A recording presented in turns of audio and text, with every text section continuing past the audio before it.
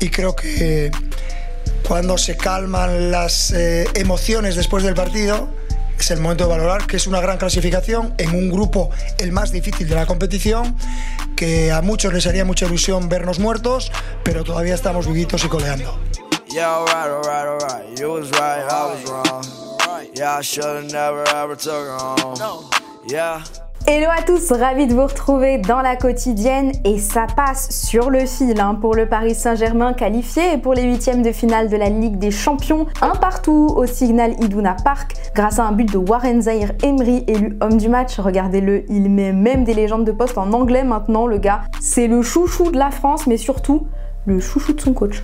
Es un jugador muy especial, único, que tiene gol, tiene muy buen chut con las dos piernas, capaz de asistir, mucha personalidad. C'est une maravilla.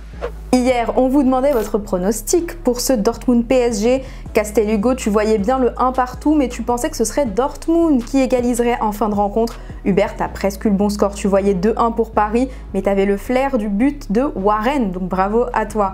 À part ça, eh bien Luis Enrique, il a dû composer avec la frustration de ses joueurs en fin de rencontre, surtout celle de Kiki de Bondy, la tête le pauvre à l'aéroport sur le retour. Force à lui, à qui un but a été refusé pour hors-jeu et qui aurait voulu tout faire pour marquer dans les dernières minutes alors que son boss a apparemment fait passer la consigne de prendre le moins de risques possible. Peut-être parce qu'il savait que Milan gagnait de l'autre côté face à Newcastle.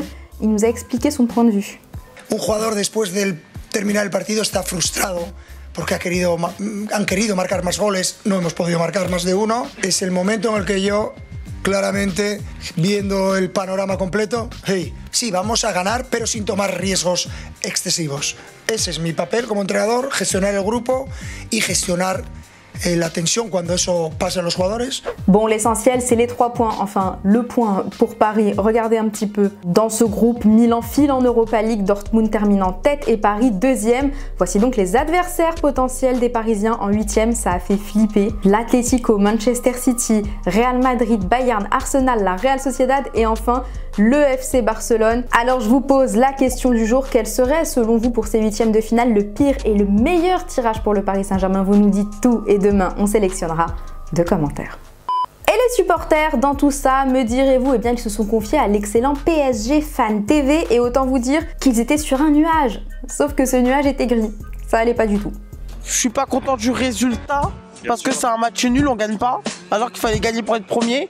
Mais attends, les gars, ils jouent nul. C'est pas assez, quoi. Encore une fois, c'est la finition qui pêche. Randall, il m'a beaucoup déçu. Kolo Muani qui cache des occasions franches. C'est un attaquant de grande trempe, c'est renommé, 90 millions, frère.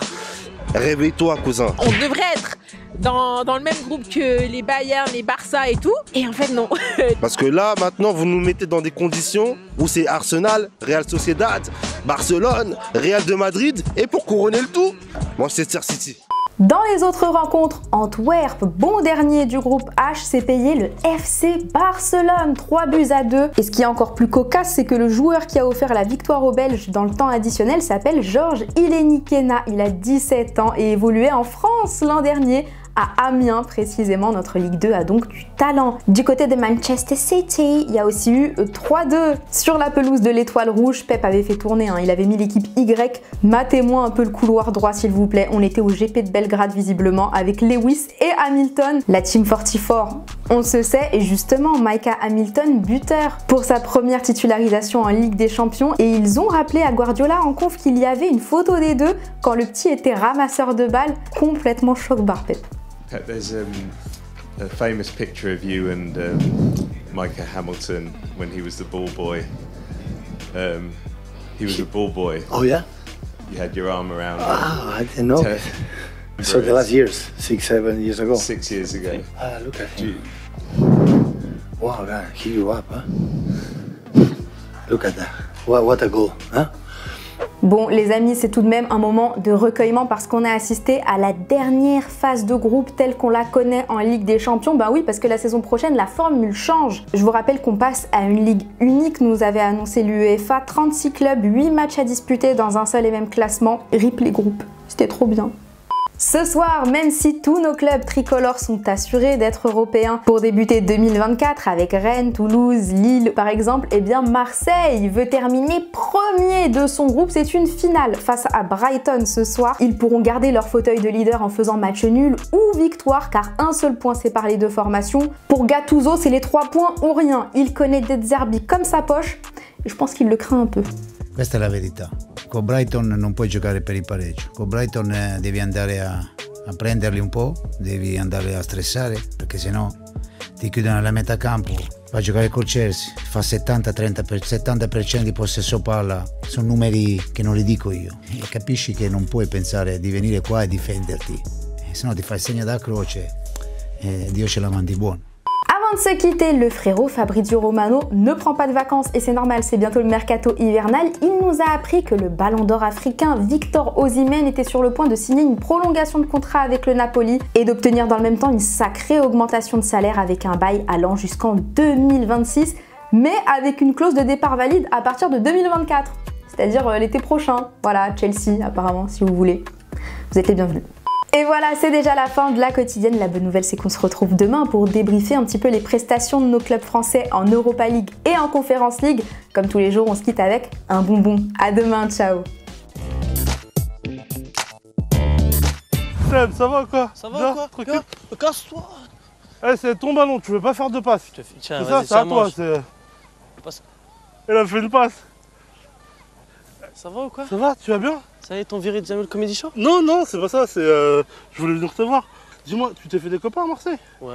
Ouais? Ouais. Mais alors pourquoi tu veux pas leur passer la balle sur le terrain? Oh, c'est mon jeu, je suis un dribbleur, mon frère. T'es un dribbleur? Bien sûr, je suis un dribbleur, je suis obligé de dribbler, après je leur fais des passes, mais. C'était quand ta dernière passe?